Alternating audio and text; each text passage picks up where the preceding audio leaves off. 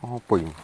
Oh alah, ini orderan kita mendadak karena ada keperluan di tetangga kita untuk menyarikan roti seperti ini. Nggo kauman. Snack. Snack snack es snack karo snack. Oh, snack iki pokoknya yo jajan lah. Ngono lho intine iki. Ini pesanan. Saya baru dapat support dari teman dari teman jualan itu juga nge-YouTube juga orangnya dagang modal nekat, ada Bang Mursal sembako gitu. Itu enaknya kita itu ya namanya saling sama temen itu gitu. Ada Bang Heri sembako, Bang siapa itu dagang modal nekat, terus Bang Mursal, terus Marsha sembako, Mbak Marsha sembako, terus Bang yang sesepuhnya nih Pak Suyono memandang Indonesia. Itu menginspirasi buat saya semuanya. Terima kasih, pokoknya saya mengucapkan terima kasih untuk semuanya. Yes, jauh marai kita itu kalau nggak jauh mungkin saya bisa apa ya, datang ke tempat Anda, soalnya jauh ya. Kita saling sapa aja, saling silaturahmi itu bagus. Itu menurut saya ya itulah orang jualan, dekat, jauh, jauh, dekat. Itu kalau rukun itu enak sekali. Yang dekat dengan kita seumpama tetangga kita, depan rumah kita ada yang jualan dan sebagainya, mungkin kita rukun, itu mungkin rezeki kita akan berkah, akan tambah. Contohnya ketika kita di pasar itu loh. Saya sering mencontohkan di pasar, soalnya saya juga dagang di pasar juga dulu. Jadi pedagang di pasar itu saya jual sabun, seumpama jual sabun di sini sebelah saya jual sabun, di sebelah situ jual sabun, sama-sama jual sabun. Tapi kalau rezeki, kalau namanya rizki, itu nggak akan tertukar. Rezeki kita itu tidak akan tertukar untuk selamanya. Seperti itu teman-teman. Jadi kita sama-sama menghirup nafas dari yang maha kuasa, itu pasti sudah ada bagian kita masing-masing seperti itu. Assalamualaikum warahmatullahi wabarakatuh. Selamat berjumpa lagi di channel saya, Faza Grosir Ecer. Di video kali ini mungkin teman-teman ada yang gimana, untuk pemula ya, khususnya pemula ingin mempunyai toko yang seperti ini. Padahal dagang itu sebenarnya gampang kok. Kita beli barang dan kita jual lagi, itu prakteknya.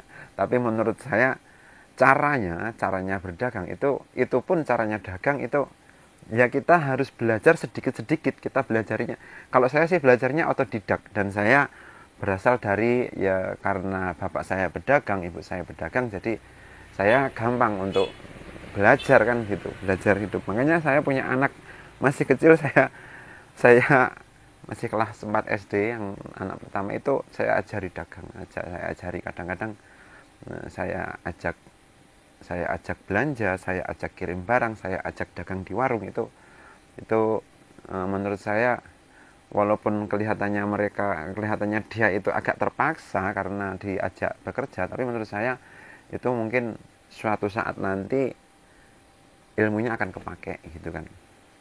Maafkan saya ya anakku kalau melihat nanti video saya. Cara berdagang itu gampang sebenarnya. Kita beli barang, kita jual barang kan gitu.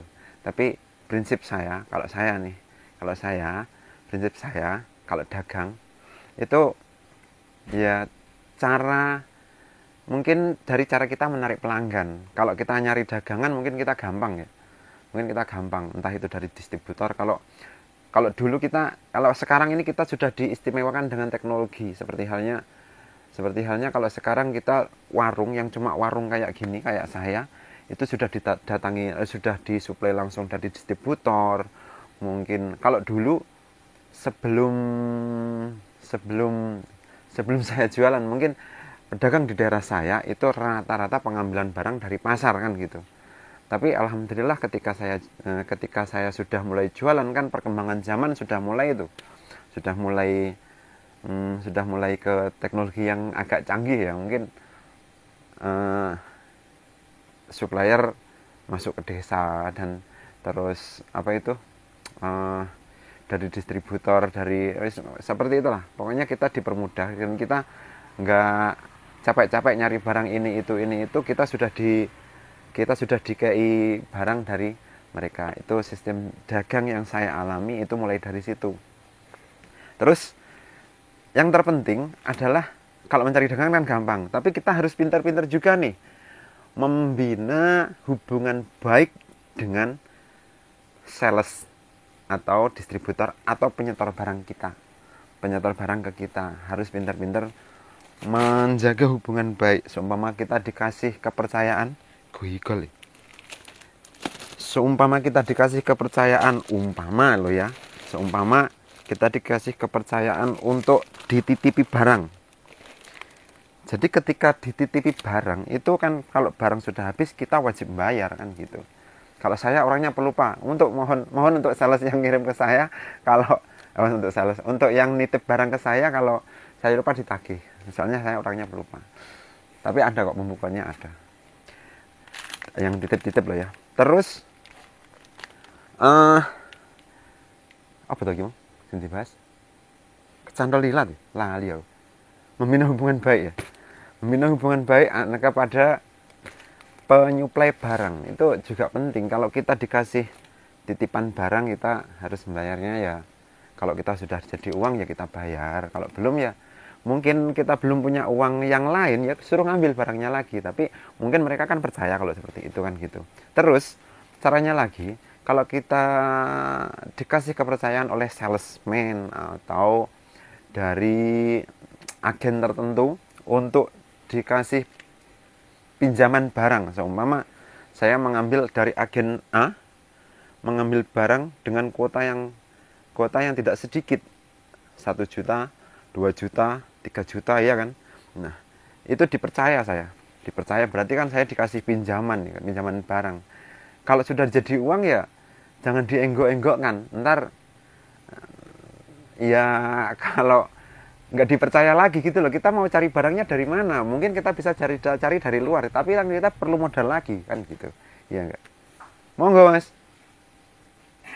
masih jam 10:30, masih ada orang, alhamdulillah. Transfer bos. Transfer siap. Tak tunda sih sampai lali dong, aku tekan ngendi Pak yo. Ya, menjaga hubungan baik dengan penyuplai barang ke kita. Jadi kita harus baik. Ya namanya hubungan baik dengan orang lain, kita ya emang harus kita jaga ya. Jadi hubungan baik antar sesama manusia itu kan ya baik lah. Kita yang penting kita baik dengan orang lain, kita akan dipermudah juga. Yang pertama, menjaga hubungan baik dengan distributor, salesman dan sebagainya untuk mempermudah perjalanan kita. 2, bisa menarik pelanggan. Menarik pelanggan kayak magnet. Maksudnya gini ya, menurut saya nih gini. Menarik pelanggan itu, kalau pelanggan itu mungkin ya yang mendatangkan ya kan yang maha kuasa ya kan. Kalau pelanggan datang ke toko kita, itu yang mendatangkan ya sudah ada bagiannya lah kita itu. Jadi mungkin kalau saya dulu emang jualan nggak langsung gini teman-teman.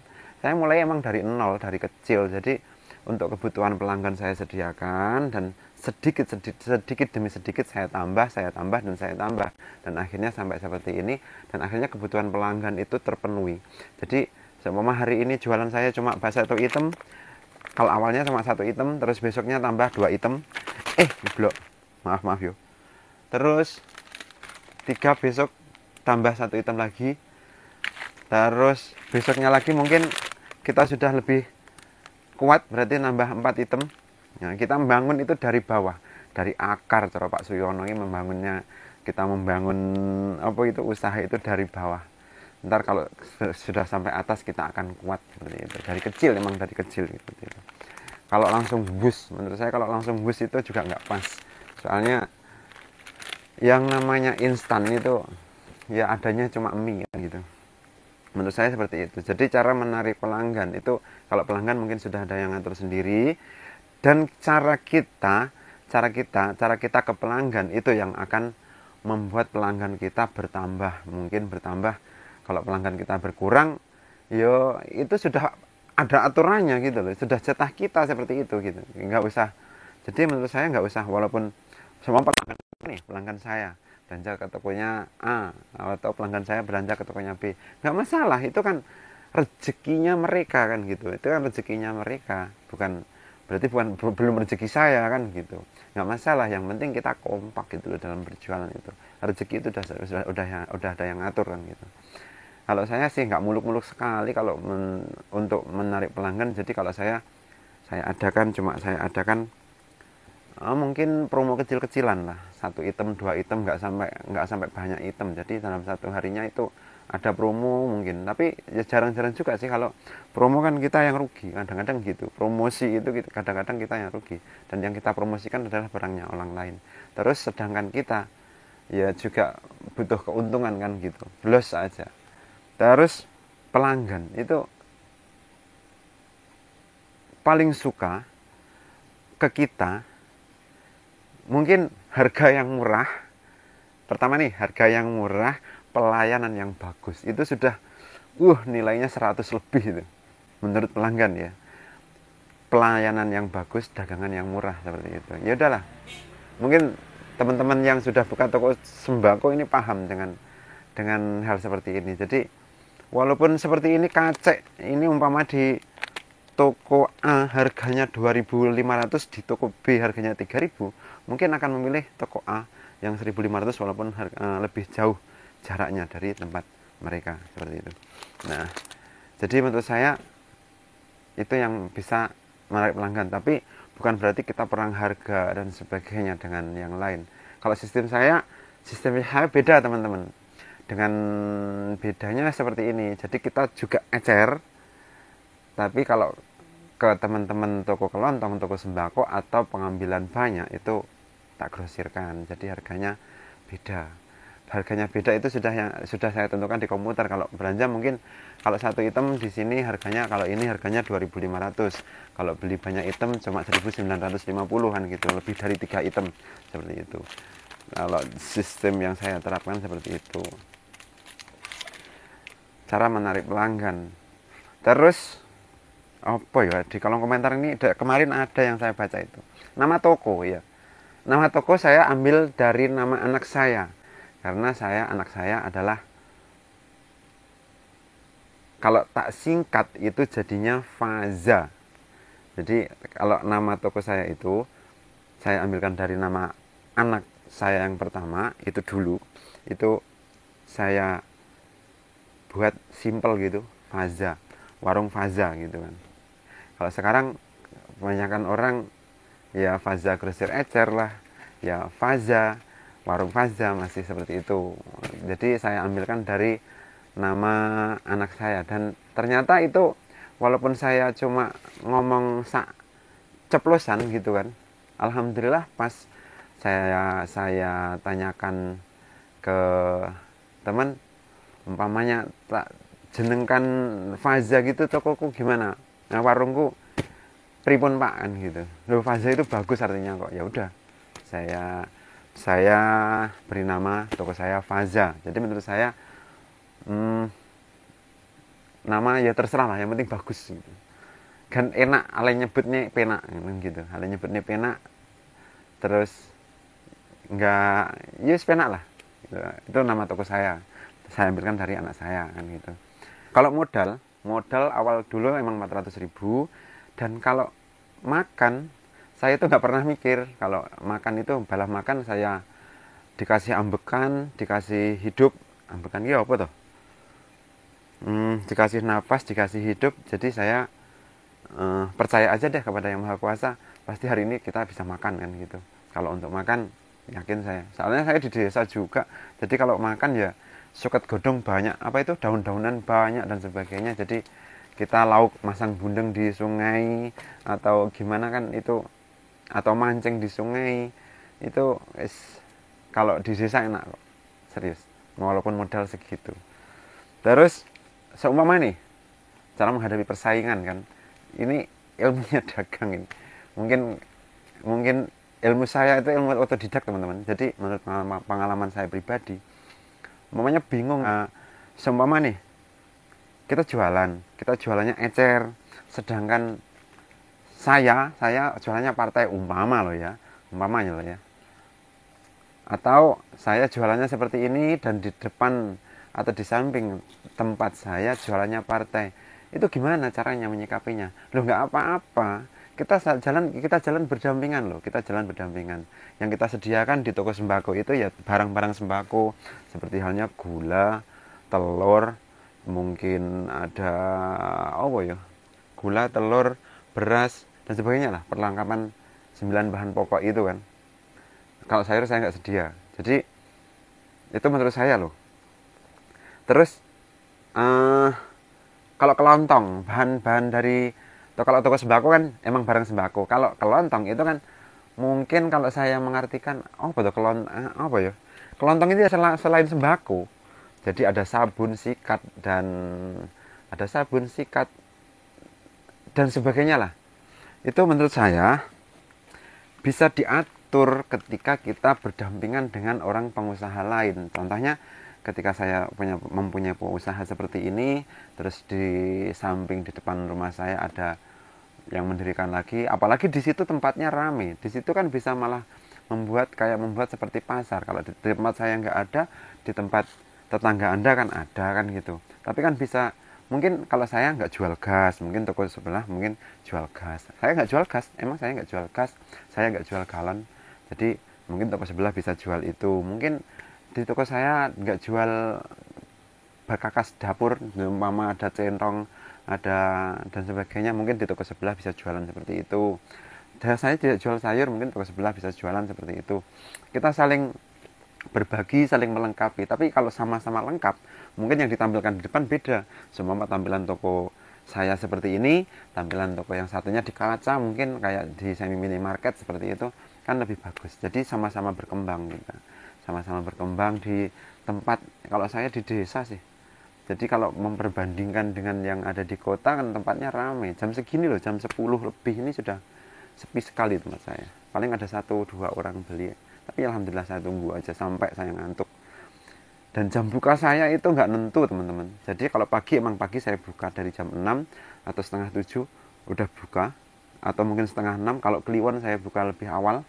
Itu tapi kalau tutup saya itu nggak nentu. Kadang-kadang jam 9, jam 10, jam 11, jam 12, karena kita bebas. Di desa siapa sih yang mau meniteni toko kita kayak dan sebagainya. Tapi kan orang-orang tahu toko kita buka, berarti kebutuhan mereka kalau jam segitu pastikan ke toko saya kan gitu. Jadi saya ambil ngantuknya saja. Sistem jualan saya sih seperti itu aja. Simple mas. Saya bisa beli barang, saya bisa jual, saya bisa beli barang yang murah juga bisa, saya bisa jual yang murah. Tapi kalau untuk teman-teman toko sembako di sekitar saya, seumpama nih, kayak hari ini kan saat ini lagi naik mie ya, di mana-mana pasti satu Indonesia sama kan, mie instan itu naik kan. Tapi kalau di tempat saya ini masih tak kayak jenjang. Untuk teman-teman di sekitar saya, kalau mau ambil mie masih tak kasih harga lama loh. Silahkan ambil, karena stok saya masih, ya kalau sudah habis separuh mungkin ntar tak kasih harga baru. Tapi ini masih ada kok stoknya untuk yang mau mengambil barang ke toko saya. Yang kuah masih 102 ya, 102. Yang goreng masih 107, lumayan loh, 6.000 loh naiknya per dus. Nggak sayang tuh, diambil tuh jatah teman-teman yang ada di sekitar saya loh. Yang jauh sih nggak bisa, saya itu gaptek soalnya teman-teman, jadi nggak bisa kirim seperti itu yang jauh. Kalau di dekat saya bisa kirim. Nah seperti itu sistem jualan saya, seperti itu.